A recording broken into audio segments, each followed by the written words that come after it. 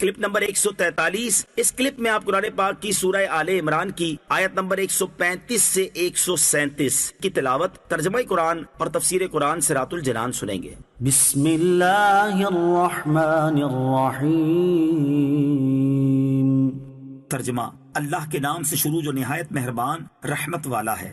والذین اذا فعلوا فاحشة او ظلموا انفسهم ذکروا اللہ فاستغفروا لذنوبهم ومن يغفر الذنوب الا اللہ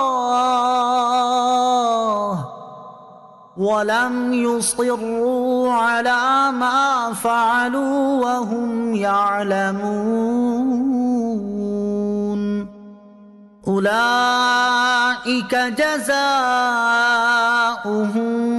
مَّغْفِرَةٌ مِّن رَّبِّهِمْ وَجَنَّاتٌ تَجْرِي مِن تَحْتِهَا الْأَنْهَارُ خَالِدِينَ فِيهَا وَنِعْمَ أَجْرُ الْعَامِلِينَ۔ ترجمہ، اور وہ لوگ کہ جب کسی بے حیائی کا ارتکاب کر لے یا اپنی جانوں پر ظلم کر لے تو اللہ کو یاد کر کے اپنے گناہوں کی معافی مانگے، اور اللہ کے علاوہ کون گناہوں کو معاف کر سکتا ہے، اور یہ لوگ جان بوجھ کر اپنے برے اعمال پر اصرار نہ کریں، یہ وہ لوگ ہیں جن کا بدلہ ان کے رب کی طرف سے بخشش ہے، اور وہ جنتیں ہیں جن کے نیچے نہریں جاری ہیں، یہ لوگ ہمیشہ ان جنتوں میں رہیں گے، اور نیک اعمال کرنے والوں کا کتنا اچھا بدلہ ہے۔ ذکروا اللہ فاستغفروا لذنوبہم، اللہ کو یاد کر کے اپنے گناہوں کی معافی مانگیں۔ پرہیزگاروں کے اوصاف کا بیان جاری ہے، اور یہاں ان کا مزید ایک وصف بیان فرمایا، وہ یہ کہ اگر ان سے کوئی کبیرہ یا صغیرہ گناہ سرزد ہو جائے تو وہ فوراً اللہ عز و جل کو یاد کر کے گناہوں سے توبہ کرتے ہیں، اپنے گناہ پر شرمندہ ہوتے ہیں اور اسے چھوڑ دیتے ہیں، اور آئندہ کے لیے اس سے باز رہنے کا پختہ عزم کر لیتے ہیں، اور اپنے گناہ پر اصرار نہیں کرتے، اور یہی مقبول توبہ کی شرائط ہیں۔ اس آیت کا شان نزول یہ ہے کہ تیہان نامی ایک کھجور فروش کے پاس ایک حسین عورت کھجور خریدنے آئی۔ دکاندار نے کہا یہ کھجوریں اچھی نہیں ہیں، بہترین کھجوریں گھر میں ہیں۔ یہ کہہ کر اس عورت کو گھر لے گیا اور وہاں جا کر اس کا بوسہ لے لیا اور اسے اپنے ساتھ چمٹا لیا۔ اس عورت نے کہا اللہ عز و جل سے ڈر۔ یہ سنتے ہی تیہان نے اس عورت کو چھوڑ دیا اور شرمندہ ہو کر حضور پر نور علیہ السلام کی خدمت میں سارا ماجرا عرض کیا۔ اس پر یہ آیت کریمہ نازل ہوئی۔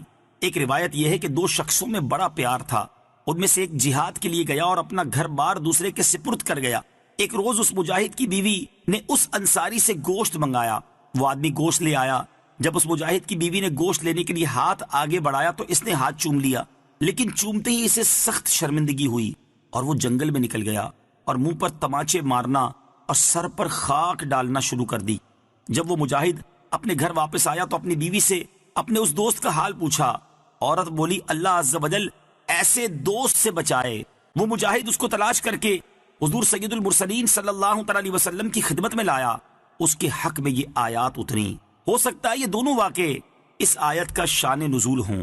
قد خلت من قبلكم سنن فسيروا في الأرض فانظروا كيف كان عاقبة المكذبين۔ ترجمہ، تم سے پہلے کئی طریقے گزر چکے ہیں تو زمین میں چل پھر کر دیکھو جھٹلانے والوں کا کیسا انجام ہوا۔ قد خلت من قبلکم سنن، تم سے پہلے کئی طریقے گزر چکے ہیں۔ اس آیت میں فرمایا گیا کہ اے لوگو، کافروں کو شروع میں مہلت دینے اور پھر ان کی گرفت کرنے کے حوالے سے تم سے پہلے بھی کئی طریقے گزر چکے ہیں۔ وہ لوگ جنہوں نے دنیا کی حرص اور اس کی لذات کی طلب میں انبیاء و مرسلین علیہ السلام کی مخالفت کی، لیکن اللہ تعالیٰ نے انہیں پھر بھی کئی مہلتیں عطا فرمائیں۔ اس کے باوجود وہ راہ راست پر نہ آئے تو انہیں ان کے اعمال کے سبب مختلف عذابوں کے ذریعے ہلاک و برباد کر دیا۔ تو اے لوگو، ان زمینوں کی طرف سفر کرو جہاں پہلے کفار آباد تھے، جنہوں نے اپنے رسولوں کی مخالفت کی، جس کی وجہ سے ان پر عذاب الہی آیا اور وہ تباہ کر دیے گئے۔ ان کی اجڑی بستیاں دیکھ کر عبرت پکڑو اور سید المرسلین صلی اللہ تعالیٰ علیہ وسلم پر ایمان لاؤ۔ یاد رہے کہ عبرت و نصیحت اور صحیح مقصد کے لیے سیر و سیاحت کرنے میں بہت فوائد ہیں۔ نیز یہ بھی یاد رکھیں کہ جیسے عذاب کی جگہ جا کر عبرت حاصل ہوتی ہے، ایسے ہی رحمت کی جگہ جا کر برکت و نصیحت حاصل ہوتی ہے۔